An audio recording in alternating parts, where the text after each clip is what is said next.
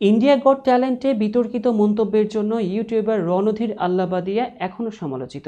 সম্প্রতি নিজের শোতে তিনি এক প্রতিযোগীর পরিবার নিয়ে মন্তব্য করেন, যা নেটিজেনদের এবং সেলিব্রিটিদের তীব্র সমালোচনার মুখে পড়ে। তবে রণবীরের এমন মন্তব্য এবারই প্রথম নয়। এর আগেও তিনি বলি অভিনেত্রী প্রিয়াঙ্কা চোপড়াকে নিয়ে বিতর্ক সৃষ্টি করেছিলেন।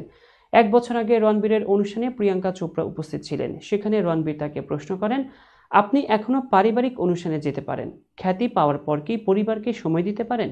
এই প্রশ্নের পর প্রিয়াঙ্কা খানিক বিরক্ত হয়ে ধমকের সুরে বলেন, তুমি কি বলতে চাইছো খ্যাতি পেয়েছি বলে ভাইয়ের বিয়েতে নাচবো না?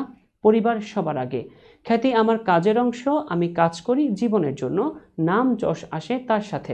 কিন্তু এগুলো ছাড়াও অনেক কিছু আছে যা ভুলে গেলে চলবে না। প্রিয়াঙ্কা নিজেই পরিবারকে সবচেয়ে বেশি গুরুত্ব দেন।